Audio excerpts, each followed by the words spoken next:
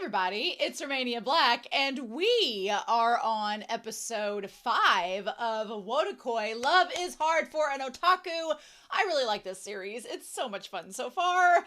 And last episode, we had a little bit tension between Kabakura and Hanako, but it's okay. They worked it out. It's fine. Hirotaka and Narumi seem like they're doing great as well. And I have a lot of comments to get to, so we just need to dive right into it. I want to talk about first, I've got some comments from episode 1, 2, and 3. Oliver Jajado for episode 1 says, interestingly, Wotakoi originally started as a small web manga on Pixiv by the female mangaka Otaku Fujita, with Narumi being more or less her self-insert. I could see that. Narumi definitely gives the author is projecting themselves onto this character vibes, so I definitely get that with Narumi. I like that, so that's really cool. And then Rion 8680. Actually, I'm gonna actually skip Rion. We're gonna come back to your comment for episode 2. I want to go down to H Banana's comment, which is for episode 3. H Banana 7. They said this show is reminiscent of otaku culture in the 2010s. Ah, nostalgia. So many office ladies drew doujinshi and were selling them at Comiket. I bought so much from them then. Pixiv and Twitter were the it place, and Nico Nico Doga, fun times. I'm going to come back to H Banana 7's comment, but I wanted to touch on that real quick because I love the idea that this series is kind of a time capsule of early 2000s nostalgia of otaku culture. I think it's really interesting. I'm not from Japan, but I grew up with anime. I grew up in the 90s when it was like the Japanese animation boom, when everything was coming to America, and like my parents didn't understand what anime were. There was a lot of obsession. I was obsessed with Japanese culture as a kid, but it wasn't like looking at the actual culture. It was just mainly Japanese consumerism. And so as a kid, I was like, oh, I want to go to Japan. I want to see all the vending machines and do all this. I was kind of obsessed with that side of it as a kid because it was so different than what I was experiencing as a rural kid in the US. So I like the idea of series that are kind of time capsules of things like that, so that's really interesting. I'm going to come back to H Banana 7's comment, but I want to just touch on that because it went up with that first comment really well. But back to you, Rion. Rion 8680 for episode 2 says, the manga the hero showed to Kabakura is indeed a Yuri slice of life manga called Yuri, and the manga that Naru recommended to Hana is a Dakuretai Otako, a not safe for work read. So yeah, their tastes are polar opposites. What's interesting is that Hiro and Naru, I've talked about them a little bit. With their taste levels, it seems like opposites attract, right? But it's kind of funny because the last episode I talked about how they're actually kind of similar in a lot of ways, but yet also different. So it makes a very layered and more complex like office romance, and I really appreciate that. So nice. Maximo Bravo 4030 for episode 2 says, a really fun thing this anime does is it's filled to the brim with references to real life manga and games. From the footage of Hirotaka's games and Hanako's cosplays to the covers of manga and the characters or the ads on posters and trains and stores, plus the references on the conversations and the like.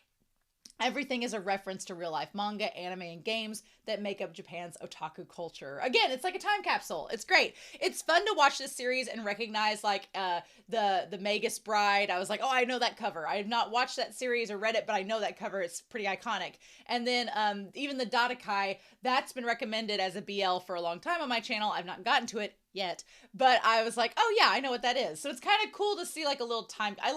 I appreciate when modern anime are able to be kind of self-referential and show kind of pop culture examples. It's always fun. It's fun. So back to H Banana 7. They said for episode 3, Hana dating Kabakura was actually confirmed last episode, but it was done in a very Japanese way. When a man calls you by your first name at work, pretty telling. And the narrator, Hiro, the voiceover saying, yes, you have assumed right. Perhaps the subs from Sunspot will be better than Amazon Prime. To be fair, I am going to give a quick shout out right now to Sunspots because I messaged them earlier this week and I was like, hey, they sent me the files for episodes 3 and 4 and I was like, so I finished those? Can you please send me the files for episodes 5 and 6? And they were like, yes. So at least I'm pretty sure Sunspots will be kind and let me see the files for the rest of the series, but I'm definitely going with Sunspots files because they just work so much better. So shout out to Sunspots. thank you. You're the best. They've made this experience so much better, and I really appreciate that. But also H Banana 7 says heroes fantasy women are objectified, idealized female characters. But yeah, I could never measure up to anyone's fantasy, just as no one could ever measure up to my ideals. Hell, I don't measure up to my own ideals. That's why we have doujinshi and manga. Yeah, I told H Banana 7 I feel kind of like I'm going to be asking a lot of people's opinions because I am definitely on the asexual spectrum. This series is making me realize it more and more, just how entrenched I am. Because I was like, yeah, I feel like we all have idealized partners. To me, it's hard for me to understand why Hiro, like, likes these big boobed objectified women, but then like Narumi doesn't. I mean, because I don't really experience, this series is making me realize I don't experience sexual attraction, and I was like, oh yeah, this is really reminding me of that. And so I'm like, how does that work? So, but I do like last episode when Hiro's like, yeah, you don't have big boobs, Narumi, but I like you because you are you, and I want to know what you are doing. I like what you are accomplishing and all of that. So I kind of love the idea that even though Hiro has this idealized feminine type that he is sexually attracted to, he is more like romantically and sexually attracted to Narumi for different reasons. And it's like, oh, that's nice. As long as people aren't settling for each other, I'm fine with that. That's great. It's just when people are like, well, what else am I going to do? That I'm like, ooh, doesn't usually bode well for the longevity of a relationship. And then Tamia for episode 3 says, this anime is amazing, but when it comes to pacing and the gags, I prefer the original manga. I'd love to see your reaction to the manga after you finish the anime. I want to go ahead and say this because I have a feeling I'm getting a lot of comments about it. I appreciate that. Thank you. I would love to read the manga. If you've watched my channel update video or any of the like, girl has no room for any more manga readings on this channel. I am personally going through like 6 manga at a time right now. I'm just like, no time. And so I would love to. I already have a series planned for after this is over, so I don't think I will be getting to the manga reactions anytime soon, just to be honest with you all. I would love to at some point, but I've got to finish some of the other extras I'm doing per month before we even entertain that notion. So I'm just going to go ahead and put that out there. Please don't ask. Please don't be like, please, Romania, it gives me anxiety. Don't do that, because I am a completionist and I want to do it. I just literally have not the time. So we'll get to it eventually, but I just want to go ahead and put that out there. Tamia also says, there's so much that gets lost in translation. Hirotaka and Narumi sometimes talk in really otaku-specific ways, like ending lines with Degozaru or calling people Namedon. Plus, when Hirotaka is kind of emotionless, his chats are full of the cowmoji. And we talked about that last episode, that he adds all these colorful like characters to it. It really adds to his character. P.S. Koyanagi's cosplay looks like Shoku Dai Kirimitsu Sutada from the game Token Rambu. It's been popular in Japan for a long time, especially among female fans. I can see why. She looks great. Looks great in the cosplay. But yeah, so thank you all so much for the comments. I really appreciate them. This series has been so much fun so far, and I have really enjoyed it. But it's just, I look forward to it now. Even last episode when I was getting onto Kabakura a little bit, because I was like, what? I still like, that's just me being like, what we doing? But I really am excited to see like what all we get in this series and where it goes to from here. So thank you all so much for the comments, the kind words. I appreciate hearing your thoughts about this series, especially if you watched this when it came out or if you were around 2010's Japanese otaku culture. It's so fun to hear your perspectives and how they relate to this series. So thank you. Anyway, we're not going to waste any more time. We are going to dive right in. I hope you all enjoy, but we're going to start Wotakoi, Love is Hard for an Otaku, episode 5. And we're going to do that here in 3, 2, 1, and let's go.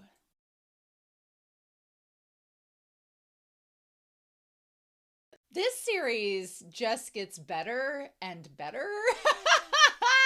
And I really loved this episode. I feel like I was hard on Kabakura last week, and I'm sure I haven't gotten to, no one has commented yet because I'm recording this a little bit early, but I'm sure there'll be comments talking about Kabakura and like how he is, and like Kabakura very much is tied up in a lot of masculine tropes, which is interesting. He very much had like, I liked a lot of Kabakura in this episode, and I feel like I understand him more as a character with how he responded to Now, and I really appreciate that. He very much is tied up in a lot of masculinity tropes with just in general that I think a lot of men kind of find themselves needing to aspire to. And the way that Kabakura does it, though, points out ways that you can do that without it being a bad thing, right?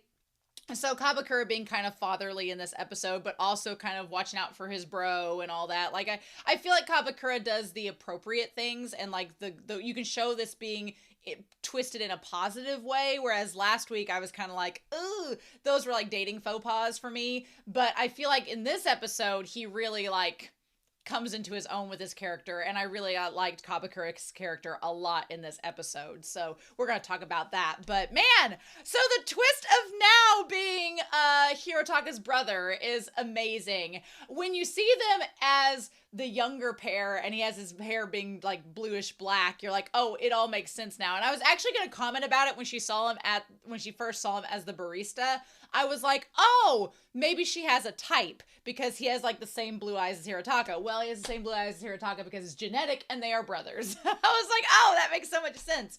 But I wanted to talk about it. So Hirotaka, this opening scene of this episode is maybe my favorite. This episode's my favorite so far. I love episode 5. It's my favorite episode of the series so far. It's super good. Also, there's something, again, so sensual about the fact that he can't play his game because she's like tugging on his earlobe and he's like, like getting kind of riled up but not wanting to show it. Like Hirotaka does not show being riled up. He's very like always chill, always chill. I don't know. Here's my thing. I know there are a lot of neurodivergent people in the world, and that is amazing. We all have different ways our minds work. And I don't want to say that every time a character acts a certain way that they are neurodivergent. I don't want to say that because you just, one, don't know. I like the idea if you are neurodivergent and you find coding within Hirotaka that you connect with.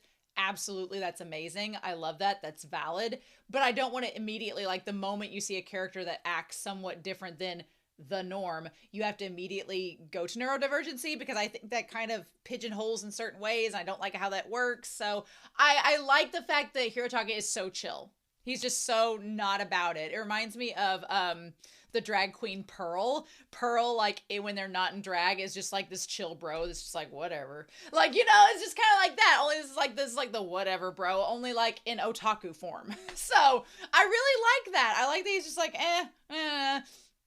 It's really interesting, and I like that about him a lot. But I like that he talks about, you know, how he had a bad boy phase where he was trying to be like an adult and do adult things.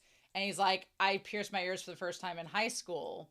And he just says the one. And she's like, oh, wow. She's like, I didn't know you were a bad boy. And he's like, it was only during summer vacation. I kind of like the idea you have the two cans. It cuts to the two cans that are like connecting to one another. And when they're connected, they form the word miracle malts, like showing that Hirotaka and Narumi are connected and that they're like kind of like one in this moment. It was like there were little things in here that were very romantic and sensual without being very blatant about it, and I love that to pieces. I'm all about the yearning, so I was like, yes please.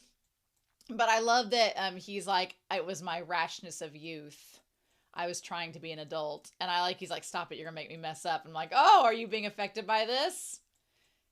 And she's like, well, was it because of a heartbreak? I like that they can talk about this because she's been open about having exes in her relationship, and she's open with him talking about it, and he's like, no, I've not dated anybody before you. I also like the fact that there's a little bit of continuity there because when Kabakura and Hanako were debating on whether Now was an ex-boyfriend and Hanako thought that he was an ex, I was like, no, I don't believe that, because she said that all of her exes were not into otaku things and were not into that side of her, and she was so comfortable and open with showing him like the picture of the cats and stuff on her phone. I was like, no, doesn't give ex vibes because she doesn't have a good relationship with any of her exes. So I don't think that that's the case at all. And then it was like the fun twist of it being the brother. And so he says, I was trying to act cool. I used to think that acting like an adult would make me become an adult faster. And he's like, that's what I used to think. And she's like, well, that's part of your personality. You're kind of impatient and childish. He is. I like that about Hirotaka because he doesn't like his version of impatience and childishness is very like stoically done and very like reserved. He's not like throwing a tantrum and being very loud and flamboyant about it. And I kind of like that about his character because it's portraying that side of people in a way that normally media doesn't portray. So I like it. Mm-hmm. And he's like, why are you saying stuff so mean? She's like, no, it's fine.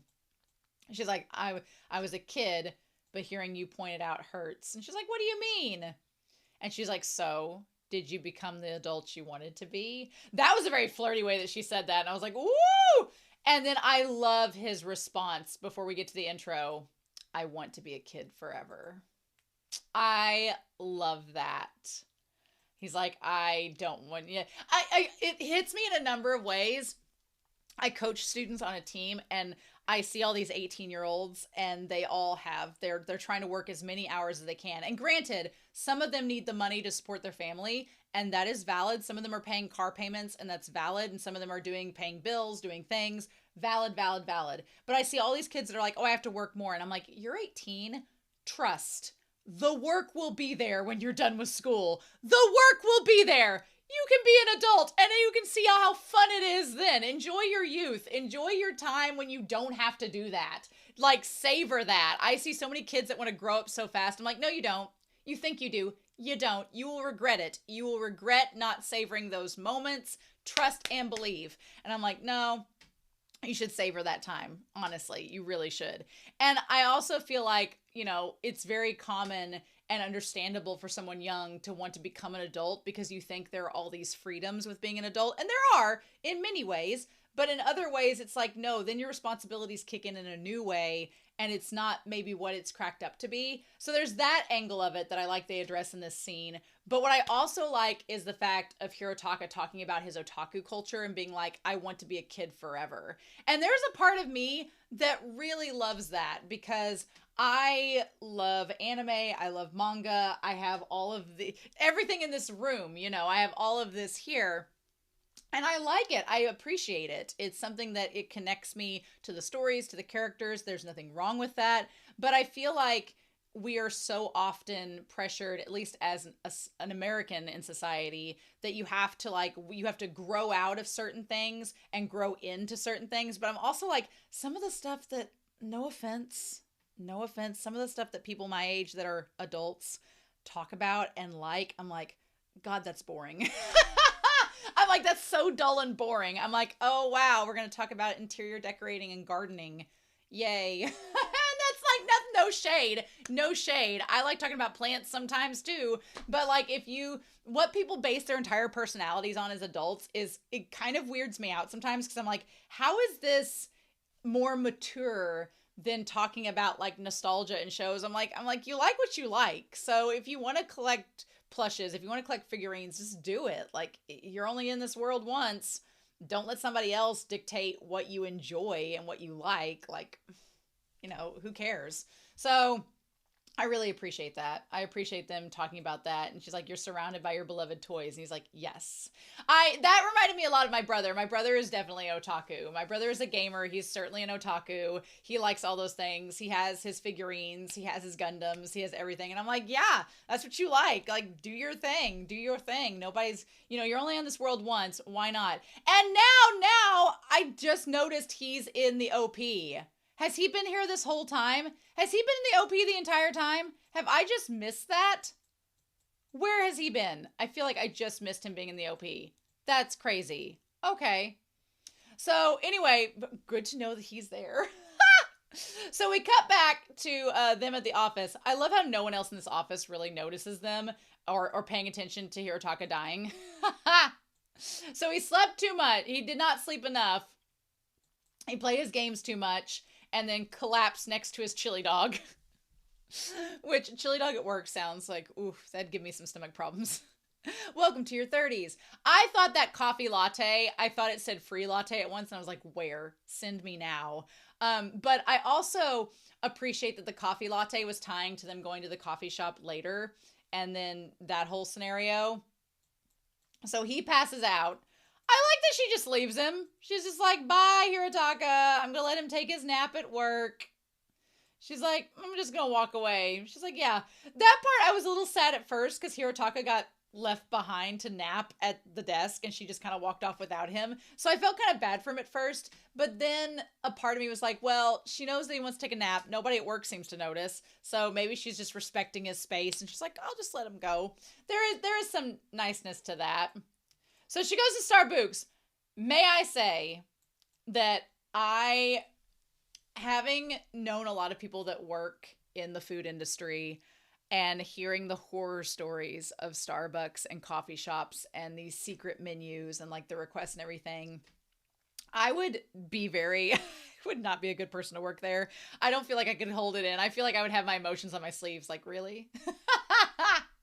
But also, I make a point when I go to a place that's a restaurant. I know that this maybe is weird, but I make a point that I try not to make a lot of adjustments or weird orders. My best friend, I love her to pieces. We are very different in this respect. I love my best friend to pieces, but she's the type of person that goes to the restaurant and she's like, yeah, I want this and this, but can you alter this? And I want this, but not with that, and this, but not with that, but also this, but make sure to put this on the side, like very hyper specific orders. And I can just see what, like, she doesn't notice, but I can just watch the person taking the order just being like every time, and I'm like, ooh, I don't want my food spit on. So I'm always just like, I just want this and this. Ta-da! And when I go to a place to make an order, like Starbucks or something, which I can't have Starbucks. A lot of their coffee has chocolate in it, and I am allergic to chocolate, and I've had to learn the hard way from massive migraines that a lot of their coffee, I have to be very specific and pay attention, or it will have chocolate in it, and that's not cool.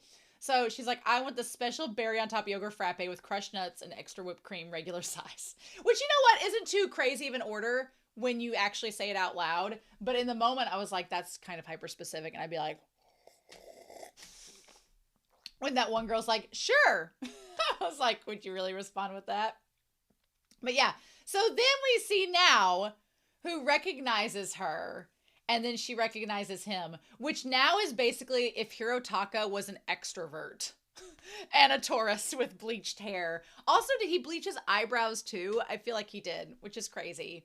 But yeah, when he's just like, the family resemblance is there. It's just like if Hirotaka was an exuberant extrovert, which is so fun. I love the twist that it's the brother. I did not see it coming, but also, he's super tall like Hirotaka, so dim genetics. Also, the fact that Kiyonagi and Kabakura were just like listening in the wings, like eavesdropping to see what was going on. I thought it was a guy asking her out. And maybe he was at one point. Which, you know, these boys both having crushes on Narumi checks out.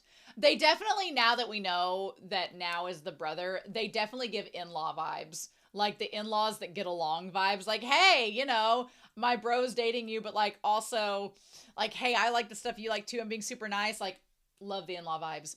So we get Kabakura and Kiyonagi next to another. Kabakura really won me over in this episode because I had a lot of issues with him last week and kind of some toxic masculinity traits that he was showing originally.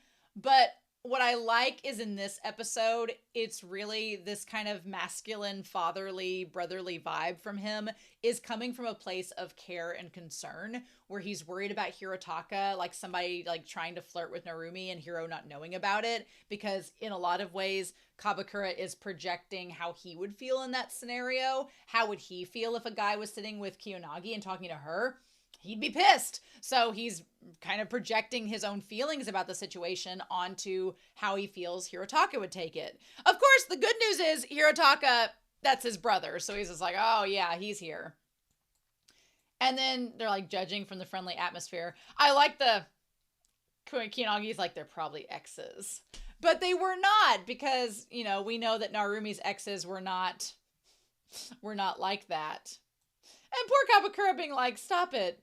Now, the one line that kind of made me go, what, is the line that had happened a few times. It said Kabakura still idolizes Narumi. And I thought that translation was weird. I was like, idolizes Narumi.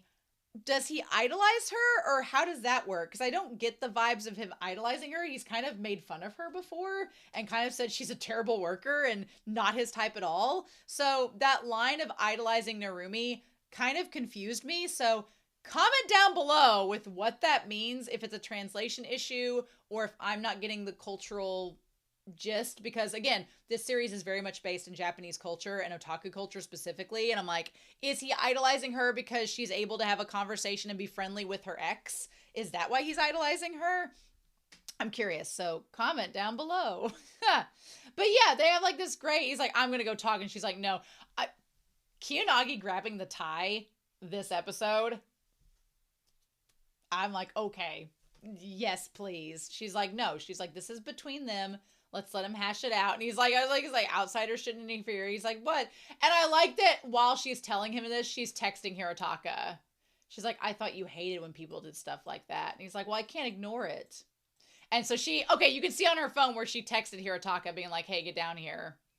Naru has dated a lot of different types of people before. I think it's good they're able to talk and be friends. He's like, are you sure they're really close? But it's mainly that she knows that it's the brother. And she's like, you're a lot more sensitive about this stuff than you look. Why are you mad? And he's like, I'm not mad. And then Hiro sits down.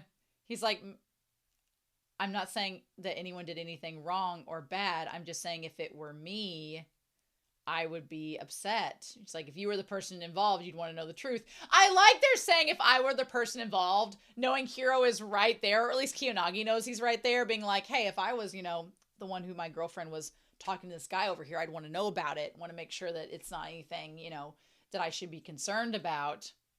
He's like, well, I don't want to dig up the past. If she is innocent, then she could prove it if we talk to her. And they're like, yeah. And I love the double take when he's like, oh, hey. Oh. And then Hiro's right there. Love it. And then he's like, oh, well, Nifuji, are you going to go? I love that. She's like, I was wondering what you were typing. She's like, I did it for their own good.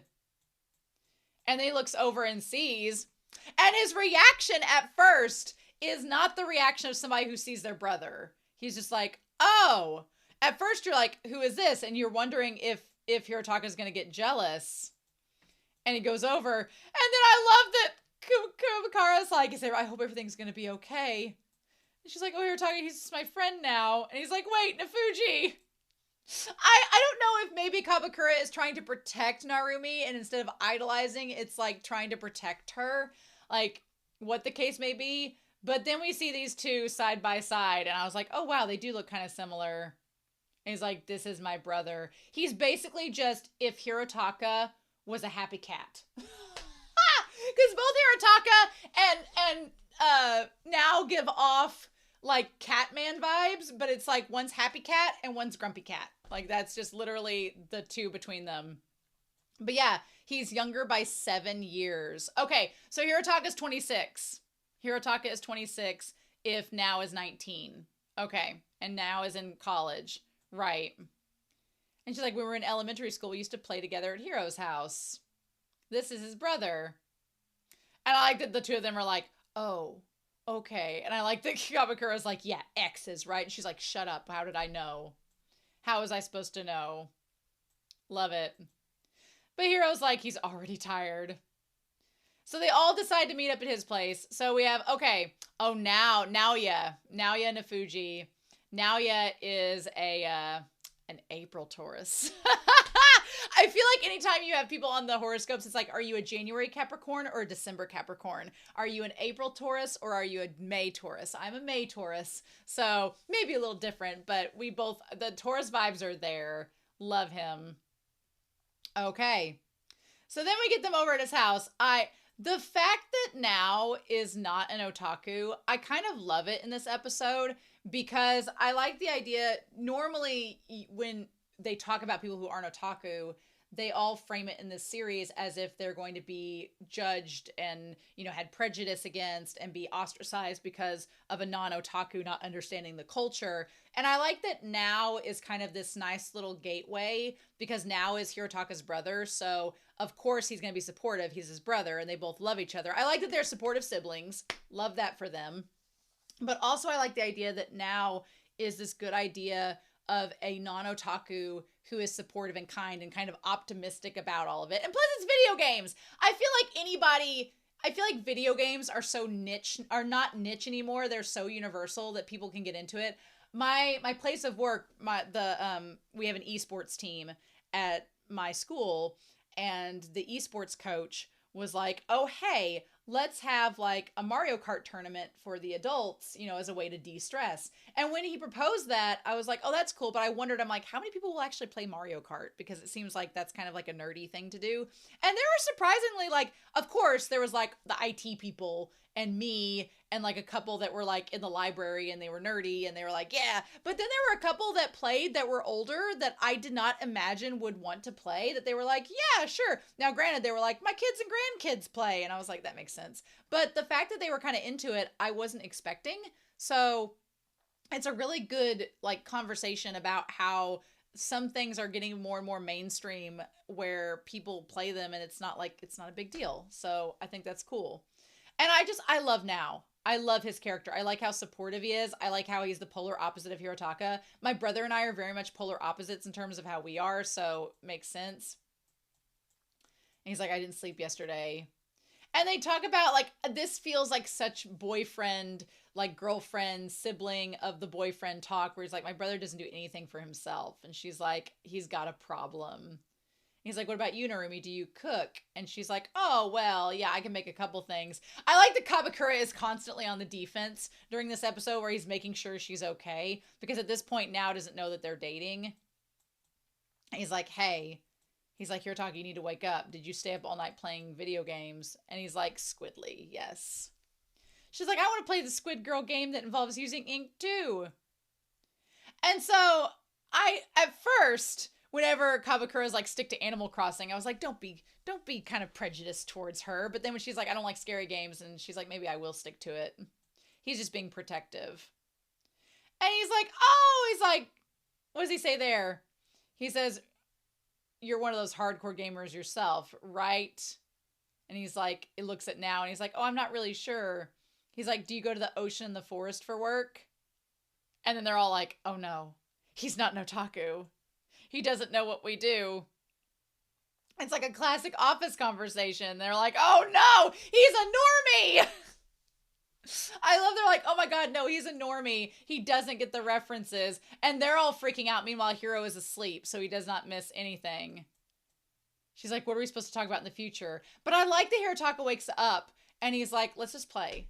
I like that Hiro's not concerned about it. He's like, I've had to live with this kid. We'll make it work. Even if we don't have a lot to talk about, we'll make it work, which is fun. And so they play the game. I thought that maybe because they kept building it up, like, oh, you're not going to be very good at this game now. It's okay if you're not very good at this game. I thought they were building up for Now to actually be either a secret otaku or be actually like a really good gamer. No, he's actually terrible. How Now plays this game in this episode is how I played Fortnite with my cousin once. My cousin was like, you should play Fortnite. I played for like 15 minutes and crashed an ATV into a lake. And my cousin's like, you're done. I was like, I'm not good with one, like, first-person perspective, like, first-person shooters, first-person perspective games. I am terrible at. I hate the first-person perspective, makes me nauseous. I don't like it. I don't like not being able to see my character on the screen moving about. I hate it. And so I'm like, I am definitely, if I play a video game, I am like a third-person platformer, like old school Sega, old school Nintendo. Like, I need to be a platform game where I can see where I am at all times and I can see what's coming at me at all times. I'm like, give me Pokemon, give me Legend of Zelda from the original Nintendo, give me all the Sonic Sega games. I'm fine with those. The modern games, I'm like, Kingdom Hearts was about as much as Kingdom Hearts and Final Fantasy X was about as advanced as we were getting in terms of that. He's like, I'm not very good. He's like, Hirotaka, would you slow down for me? And he's like, no, unconcealed. And she's like, come on, help your brother. And he's like, I never said I would. She's like, what a great brother you are. He's like, let's just have some fun. And they realize just how terrible he is, which is amazing. I also like that Hirotaka chose the hardest stage possible. Because that is such a sibling move. Choosing the hardest stage possible, knowing that your sibling is not very good, is such a sibling move. only it's reversed. I'm the elder sibling and my brother is the younger sibling. We're 5 years apart.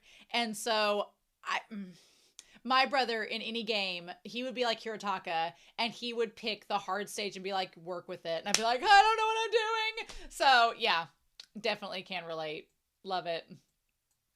And they just all forgive him in the end. He's really bad. And they're like, oh, Hirotaki's like, it's fine. I'll do it myself.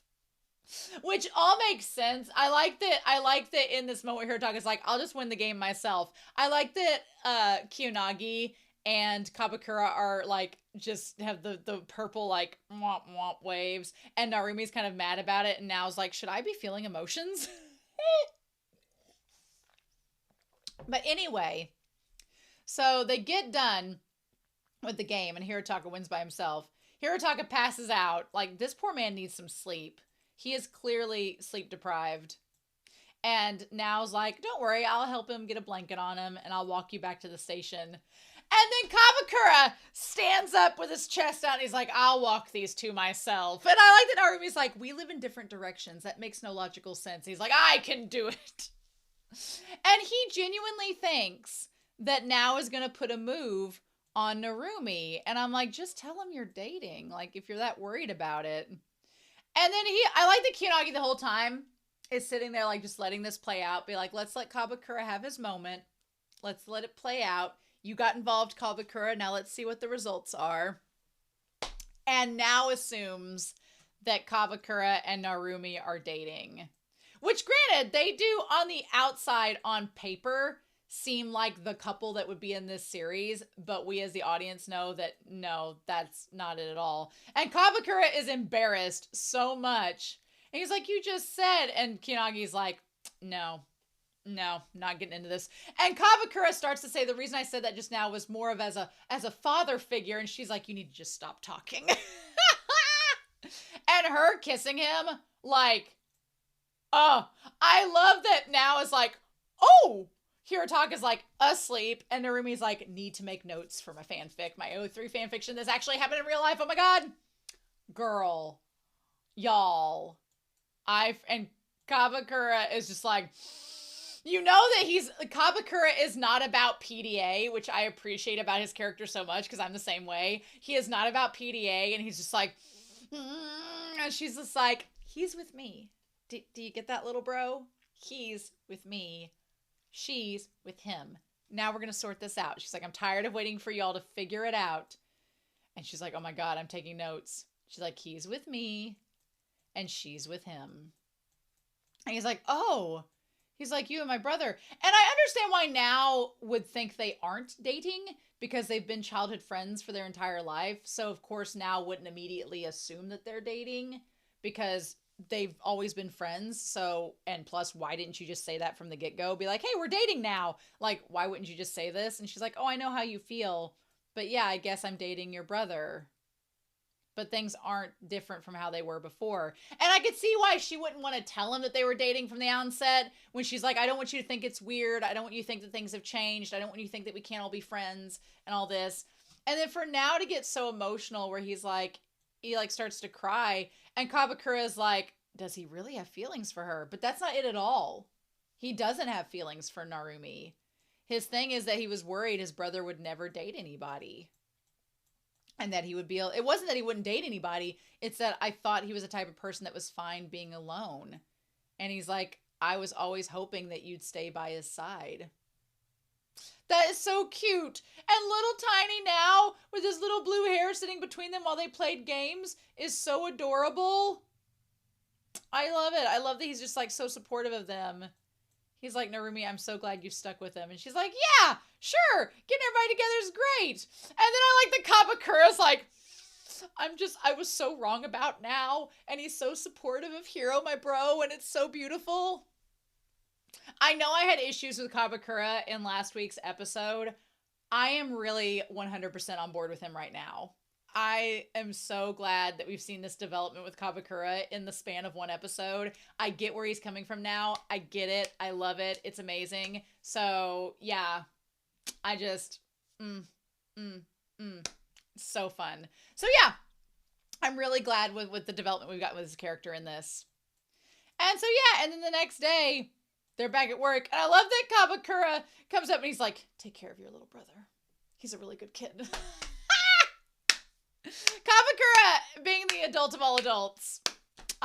There was a commenter, she said, I think it was Sarah Linda, maybe. I don't want to get this wrong, but she was talking about how Kabakura was her husbando choice until we got to, oh my god, Nanami and from Jujutsu Kaisen. And at first I was like, yeah, I can kind of see that. Now this episode I'm like, no, I see that.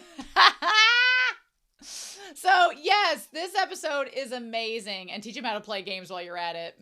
I love the little thing at the end where Hirotaka, with his little glasses, teaches little Now playing blocks, who looks like a little cat boy, all about this. It's so cute. He's like, I'm only doing it once. But he'll do it again for Narumi because he likes Narumi. Here I go. And he's like, what? He's like, you'll do it for her? Very sibling coded. Very sibling coded. Oh, this episode was so fun. I loved it. I loved it to pieces. I absolutely adored this episode. I love Now. Kabakura has grown on me. I love his father take on all of this, being such a dad bro. I absolutely adore it. And this episode is my favorite so far of the season. So I'm curious to know what you thought of it. Please tell me down below your thoughts about this episode, about Now, about all the little tropey things that happened in this episode. Oh, it was just, loved it. So anyway, I hope you all have an amazing week. Please stay safe, take care, and yeah, I'll be back very soon with more of Wotakoi. Love is hard for an otaku.